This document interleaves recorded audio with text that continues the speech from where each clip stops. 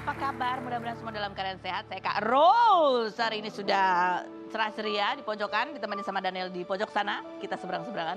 Kita berdua akan menemani Anda di acara Rumpi No Secret. Ya, hari ini ada beberapa bintang tamu yang akan kita ajak untuk berbincang-bincang. Tapi seperti biasa kita ke pojokan dulu untuk membahas berita-berita yang hot baik yang datang dari dunia nyata maupun dari dunia maya ya. Berita yang berikut ini masih dari Citayam Fashion Week. Dari Bonge, astaga Bonge hits banget ya. Jadi kan kemarin sempat rame tuh yang Mbak Imbong mau mendaftarkan nama Citayam Fashion Week. Ada kontennya juga yang dia membawa uang 500 juta itu udah ketemu Bonge dan teman-teman. Itu adalah uang untuk biaya penyelenggaraan Citayam Fashion Week gitu kalau nggak salah. Tapi orang banyak yang salah menduga bahwa Bonge lah yang menerima uang 500 juta itu gitu ya. Nggak tahu deh itu efeknya apa buat Bonge. Tapi yang jelas Bonge sampai harus mengklarifikasi bahwa dia nggak terima uang sepeser pun. Kemarin kita juga ke CFW ya, tapi nggak ketemu Bonge ya. Nggak ketemu satu pun dari orang-orang itu ya. Kayaknya mereka kalau ke situ soalnya rusuh banget. Aku ke sana biasa aja ya. Aku berarti kurang hits kalau di daerah situ dibanding Bonge. Kita lihat klarifikasi Bonge berikut ini. Komentar netizen coba kita lihat bunyinya apa tuh. Pahamlah sama Baim kayak nggak paham aja gitu. Lanjut maksudnya apa nih? Maksudnya konten gitu ya. Terus kalau buat pemenang kenapa bawa uang 2 koper ke rumah Bonge katanya gitu. Ya buat konten ya kan. Lanjut berikutnya. Jujur banget Bonge. Lanjut. Baim manfaatkan yang lagi viral buat keuntungan dia sendiri. Lihat aja. Dengan begini klarifikasi di YouTube auto banyak yang nonton pasti cuan. Belum lagi berita lain katanya gitu. Yang lain berikutnya. Dapat hikmahnya nge. Duitnya enggak, dapat hikmahnya aja. Bonge walaupun viral tapi nggak sombong katanya gitu. Iya kan? Emang ada yang viral tapi sombong? Enggak. Iya. Oh iya itu kan karena dia digeruduk orang gitu loh si JJ kan kayak gitu kayak berasa kayak lagi digeruduk zombie. Oke, kita ke bintang tamu kita yang pertama. Ada Nickelodeon yang kemarin itu pernah diwawancara di berbagai acara dan ada beberapa pertanyaannya yang pernyataannya yang membuat orang ingin tahu lebih dalam. Salah satunya adalah dia katakan bahwa jatuh cinta itu seperti penyakit. Oke, kita lihat dulu profil Nickelodeon berikut ini. Nickelodeon Purnama berusia 23 tahun merupakan putra sulung dari pernikahan mantan Gubernur DKI Jakarta Basuki Cahaya Purnama dengan Veronica Tan. Namun orang tuanya bercerai ketika Sean berusia 20 tahun dan kini ayahnya telah menikah lagi dengan Puput Nastiti Devi sedangkan ibunya masih menyendiri. Mantan kekasih Elisa Jonathan, runner-up Miss Indonesia 2019 ini sempat ramai diperbincangkan karena prinsipnya yang menyukai perempuan penurut dan tidak terlalu pintar, menyebut jatuh cinta itu penyakit hingga tidak mau menikah karena ingin meminimalisir kesedihan, padahal ia mengaku bahwa kelemahannya adalah perempuan. Pemilik bisnis kafe dan clothing line yang mengaku introvert ini mengatakan rela melakukan apapun demi membela ayahnya karena banyak yang memanfaatkan dirinya untuk menjatuhkan sang ayah. Benarkah prinsip-prinsip Nickelodeon sengaja diucapkan demi membangun citra diri agar terlihat dominan dan kuat? Saksikan kisah selengkapnya hanya di Rumpi No Secret. Ya, kita sudah bersama dengan Nickelodeon. Hai. Aku manggilnya apa? Kamu panggilnya apa sih, Nico atau Sean? Di rumah biasa keluarga panggil Nico ya. Oh, Nico. Cuman di luar ya Sean, Sean. Oh, Sean, Sean atau Sean. Oke, baiklah. Ini ada artikel yang banyak orang kemudian cukup amazed aja gitu lihatnya. Falling in love is disease katanya, isi pikiran radikal Nickelodeon. Ini karena kamu dokter maka menyamakan. Belum dokter sih, masih kuliah. Masih kuliah ya? Lagi koas ya? Lagi koas. Lagi koas. Kalau kamu ngomong seperti ini tuh seolah-olah kamu punya banyak pengalaman jatuh cinta dan patah hati. Ya pengalaman pasti ada sih, pernah jalanin. Cuman kayak saya biasa sih ada typewriter ya, jadi kayak semua pengalaman hidup saya biasa tulis di dalam typewriter itu. Karena saya orangnya gampang lupa sebenarnya. Oh gitu. Jadi kayak pengalaman gampang lupa. Jadi daripada lupa, mendingan saya tulis terus kayak saya bisa kayak belajar dari situ. Dari situ. Nah salah satunya kan saya menggunakan analogi buat mendescribe surrounding mereka buat pengertian. Ini salah satu pengertian saya mendescribe seperti ini. Walaupun ini sudut pandang saya aja sih. Iya sih, nggak apa-apa sih. Berarti artinya menular gitu. Penyakit menular atau gimana nih? Bukan menular, justru kan penyakit ada yang communicable sama yang non communicable. Kayak obesitas itu kan nggak menular. Ya ini salah satu contoh yang nggak menular karena saya lebih menghadap ke mental sih. Kenapa orang kalau jatuh cinta terus patah hati, dia kayak padahal badannya sehat. Cuma dia nggak mau makan, merasa sakit. Jadi kelihatannya kayak mereka secara mental tuh lagi down gitu ya. Dan kamu nggak suka? Dan saya nggak suka itu. Jadi maksud saya ya saya nggak mau sakit seperti itu. Dan selain itu ya saya melihat dari kayak misalnya COVID gitu kan, kita lihat kan kalau vaksin itu kan pasti dari penyakitnya sendiri. Nah kita lihat orang kalau jatuh cinta patah hati pasti mereka remedinya pasti cari cewek lain apa. Jadi kan ibaratnya seperti kayak vaksin gitu. Kayak makin sering main sama cewek makin lewat gitu. Jadi makanya analoginya, jadi analoginya seperti itu. Berapa kali kamu udah jatuh cinta sih? Sebenarnya sekali sih. Sekali? Iya. Tapi udah sekali udah cukup ya. udah kayak penyakit. Iya. Coba, ada juga beberapa statement ya Sean ya, yang nggak mau menikah gitu ya. Terus dia kalau cari cewek juga sukanya yang bukan alpha female gitu, yang menurut aja ya udahlah nggak usah terlalu pintar, pokoknya nggak suka cewek-cewek dominan gitu ya. Coba kita lihat beberapa pernyataan berikut ini. Kayak kamu banyak memberikan beban pada dirimu sendiri ya Sean ya? Iya, saya rasa kayak orang itu ambil keputusan, apalagi pria harus bertanggung jawab dengan keputusan itu. Dan menurut saya kalau saya tidak siap buat ambil keputusan itu ya saya nggak akan siap.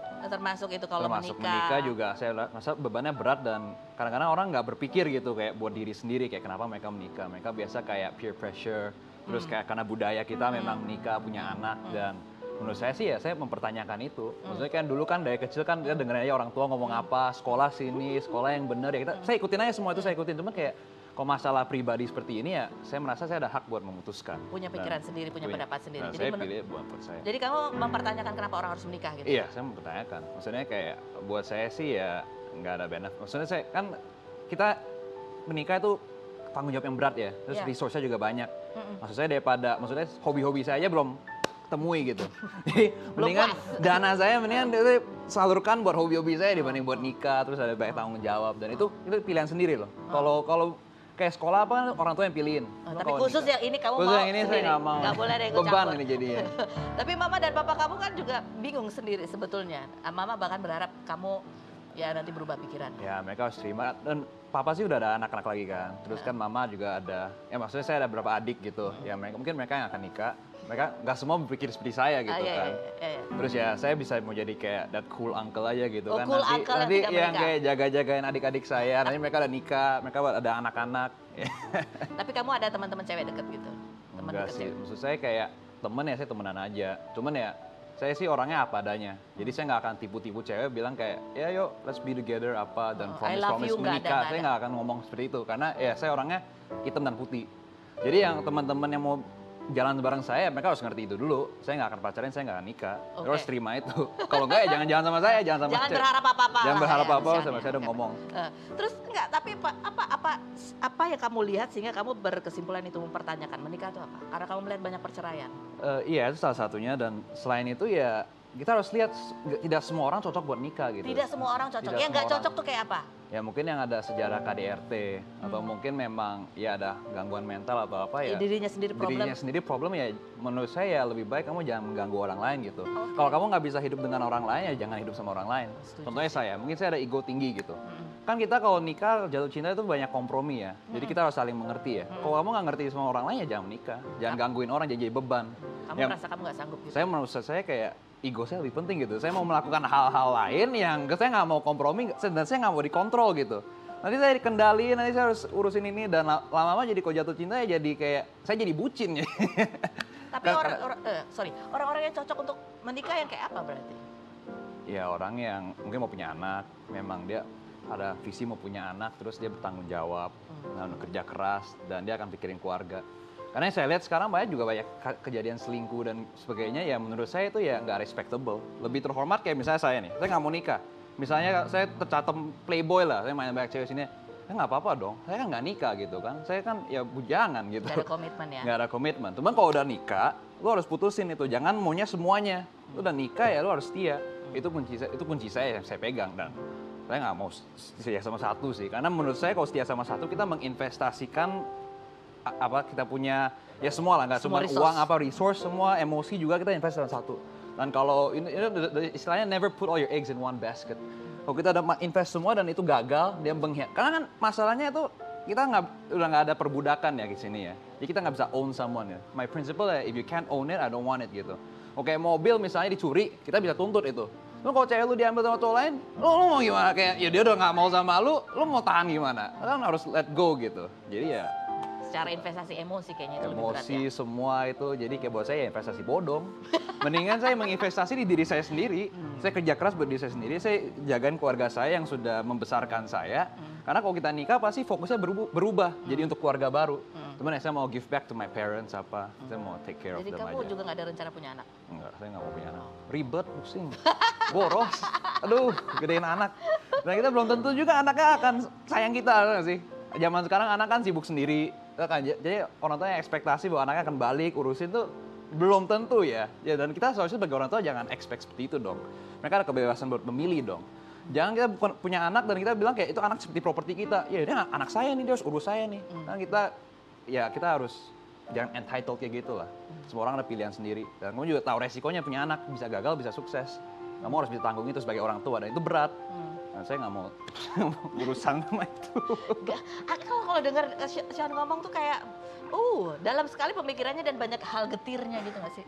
Iya, karena saya pasti dari pengalaman semua saya akan menggali dan saya akan ambil keputusan yang paling baik. Karena saya pada dasarnya saya nggak mau banyak beban dan saya nggak mau bebanin orang lain.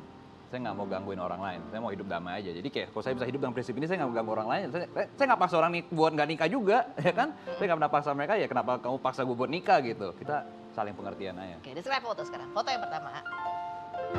Foto bapak kamu kan. Kamu sering bilang bahwa ada sih beban-beban gitu ya menjadi anak. Ya Pak Ahok gitu, salah satunya banyak orang yang ingin menjatuhkan bapak kamu lewat kamu.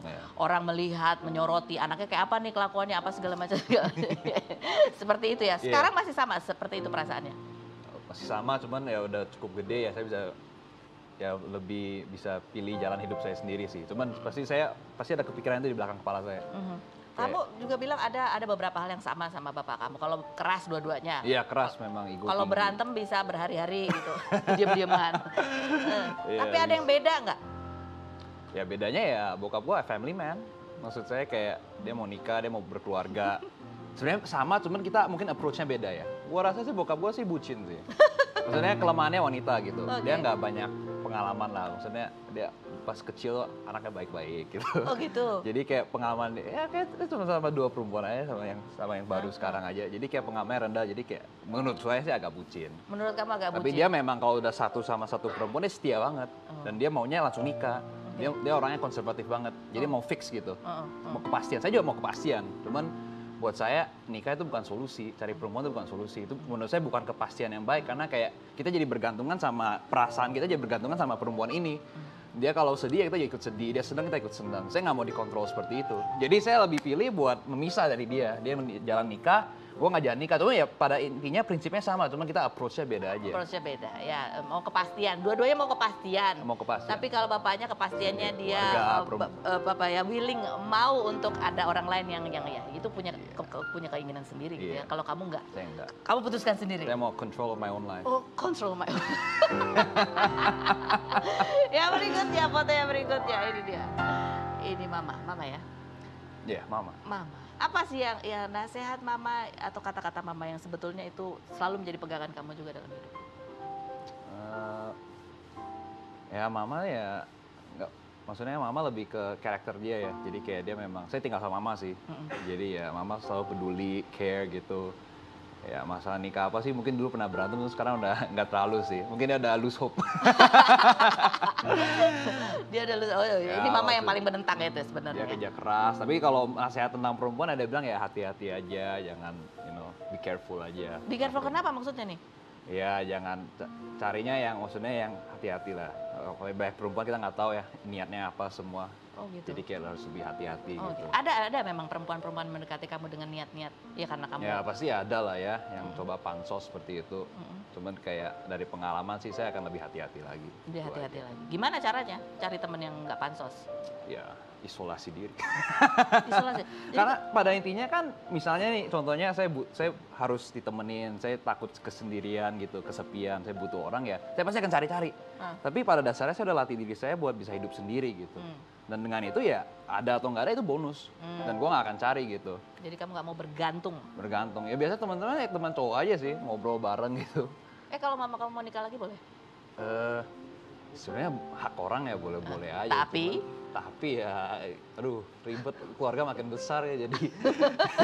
Kalau bisa jangan bikin ribet Beban lah. makin besar gitu kan. Cuman ya saya terima-terima aja kalau nyokap gue mau harus nikah buat bahagia ya saya terima. Kamu terima. Karena ya nyokap. Dari perceraian orang tua kamu buat kamu seorang anak gitu ya. Apa yang menurut kamu paling berat ya? Selain harapan bahwa kamu kan berharap keluarga utuh, tapi yang paling berat yang kamu alami lalui sebagai anak broken home itu apa sih? Ini nggak berat-berat amat ya jujur ya. Saya nggak pas mereka cerai ya saya nggak nangis gitu. Masa sih? Tapi kan kamu marah.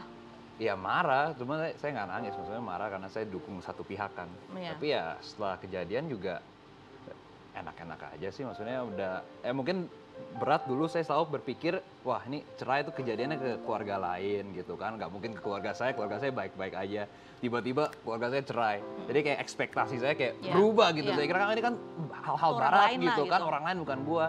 Dan gue berasa udah nggak bisa terlalu bergantung sama mereka lagi karena kayak misal bokap ada keluarga baru pasti fokusnya ke sana walaupun dia masih peduli sama keluarga yang dulu cuman kayak pasti fokusnya ke sana, nyokap juga sibuk dengan apa jadi kayak mereka ada hidup jalan sendiri lah. Teman saya mengerti gitu karena kalau saya di posisi mereka mungkin saya akan melakukan hal yang sama. Jadi ya paling susah ya awal-awal harus hidup jadi lebih mandiri dan dari sana juga saya berasa bahwa hidup ya memang lu pada dasarnya lu lahir sendiri lu mati sendiri juga. Jadi lu harus siap-siap bisa sendiri, kalau ada orang tambahan datang ya itu bonus. Lu bisa happy, cuman ya jangan expect mereka akan selalu ada di situ gitu. Jangan terlalu terikat. Jangan terlalu terikat. Karena kalau terlalu terikat nanti kecewanya besar. Kecewa besar ya. Oke, next foto berikut. Ini ya, ini kan keluarga baru tambahan.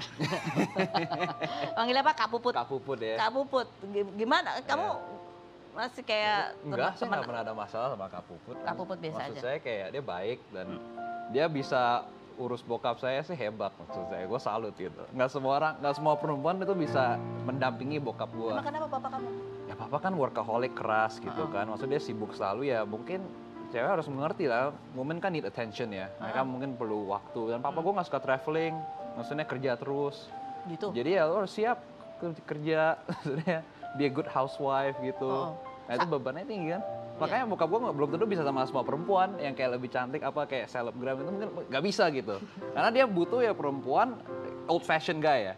Yang di rumah bisa masak, bisa urusin rumah tangga. Dia mau old fashion dia sukanya kayak gitu. Cuman dia juga setia juga sama yang tipikal kayak gitu.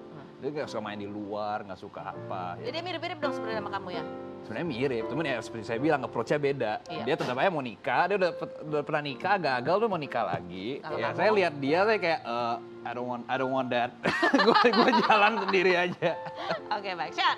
Sekarang kita ajak kamu duduk di kursi fitnah atau fakta. Silakan Syar.